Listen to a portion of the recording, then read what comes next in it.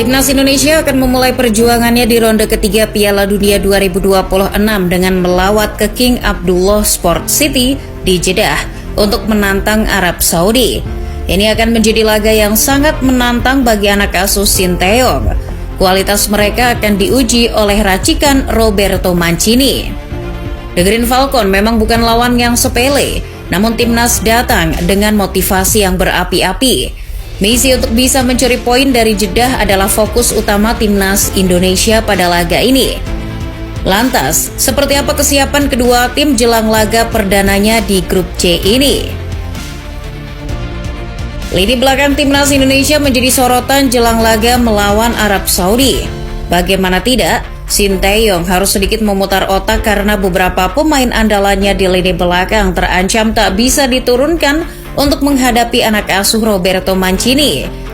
Jordi Amat, Justin Hubner hingga amunisi anyar Martin Paes terancam absen di laga perdana grup C ini. Nama pertama, Jordi Amat, masih berjuang melawan cedera yang ia derita saat membela Johor Darul Ta'zim.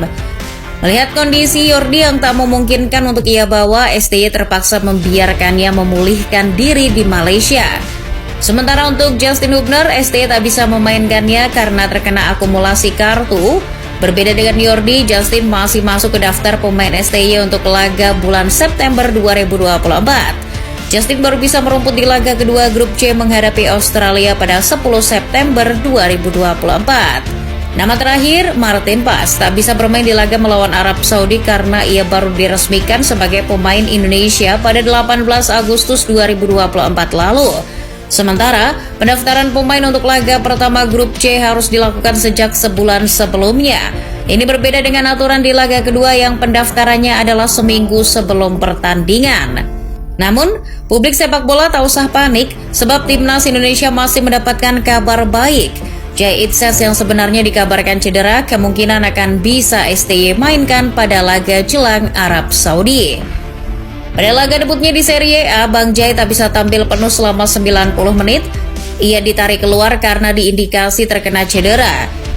Namun manajer timnas Sumarji sudah mengkonfirmasi bahwa Bang Jai sudah dalam kondisi yang aman.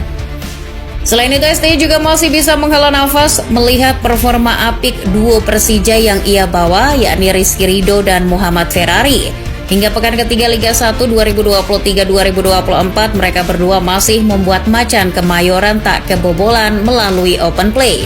Mereka hanya terbobol sekali dan itu pun melalui tendangan penalti. Sinteyong menyebutkan bahwa tantangan terbesarnya menghadapi Arab Saudi adalah waktu persiapan yang singkat. Sebab banyak pemain Indonesia yang ia panggil adalah para pemain yang bermain di Eropa, sehingga butuh sedikit waktu untuk berkumpul dengan timnas. Hal tersebut juga sangat kontras dengan apa yang terjadi dengan para pemain Roberto Mancini. Pemain Arab Saudi kebanyakan adalah pemain yang bermain di liga lokal, sehingga mereka bisa berkumpul dengan mudah.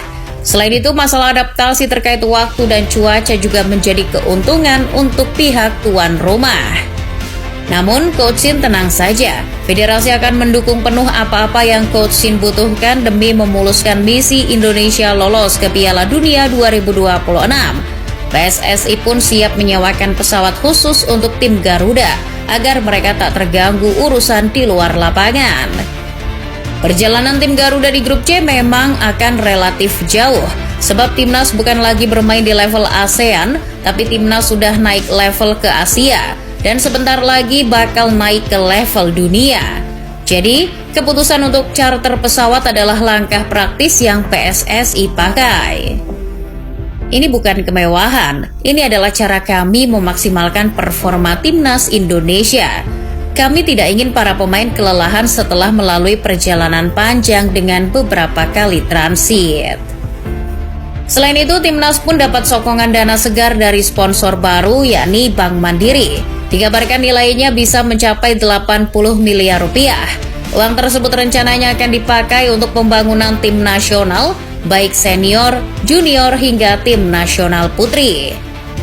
Di kubu Arab Saudi sendiri, Roberto Mancini telah memanggil setidaknya 31 pemain untuk pertandingan melawan timnas Indonesia di grup C. Sebagian besar pemain yang dipanggilnya memang berasal dari liga lokal, namun pemain liga lokal Arab Saudi bukanlah pemain kaleng-kaleng. Mereka adalah kelas kakap di Asia dan sudah terbiasa bermain dengan pemain top dari Eropa. Beberapa nama yang dipanggil adalah Firas Al-Buraikan, Faisal Al-Ghamdi, Abdurrahman Gharib, Sami Al-Naji, dan pemain baru AS Roma, Saud Abdul Hamid. Pemain-pemain yang Mancio panggil ke tim nasional didominasi oleh pemain Al-Hilal, Al-Nasr, dan Al-Ittihad. Artinya mereka semua sudah terbiasa bermain bersama.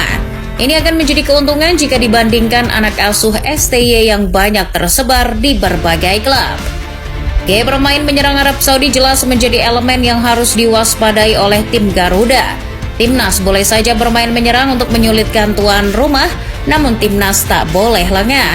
Sebab penyerang ganas semacam Firas Al-Buraikan siap menghukum lini belakang Timnas apabila mereka melakukan kesalahan.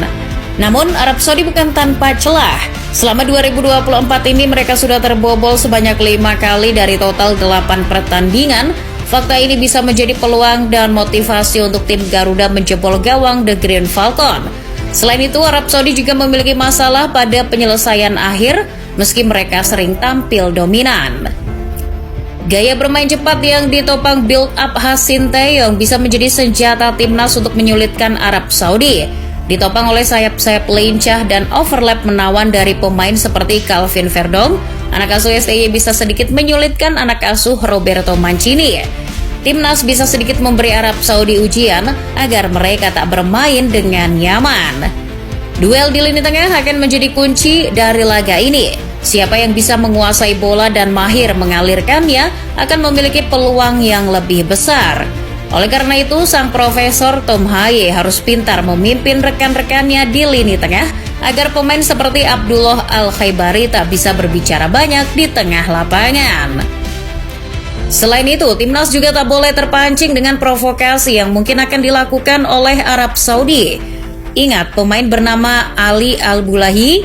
Jika tidak ingat, masih ingat pemain The Green Falcon yang memprovokasi Messi dan Ronaldo? Kalau masih ingat, nama tersebut adalah orangnya. Provokasi-provokasi bisa dijadikan Arab Saudi senjata untuk mengurangi kekuatan Indonesia. Timnas harus bermain rapi, tak hanya secara taktikal namun juga mental. Anak asuh STY akan benar-benar diuji kualitasnya dari segala lini. Fokus akan menjadi elemen krusial dari Timnas Indonesia. Mengingat pada ronde sebelumnya, tim Garuda terbobol sebanyak 8 kali. Indonesia memang memiliki rekor yang buruk ketika menghadapi Arab Saudi. Dari semua pertemuan, Indonesia tak pernah sekalipun menang. Tim Garuda hanya pernah sekali menahan Arab Saudi imbang. Catatan imbang ini bisa saja dipakai oleh STY sebagai motivasi untuk misi mencuri poin di Jeddah. Apabila Timnas bisa bermain rapi dan sesuai rencana, misi STY mencuri poin dari Jeddah nampaknya bisa terwujud dengan mudah. Terlebih, performa Arab Saudi sedang angin-anginan. Dalam 3 laga terakhir, mereka baru menang 1 kali, imbang sekali dan kalah sekali. Bermain imbang 0-0 atau 1-1 akan menjadi modal berharga bagi tim Garuda untuk menjalani sisa laga di grup C.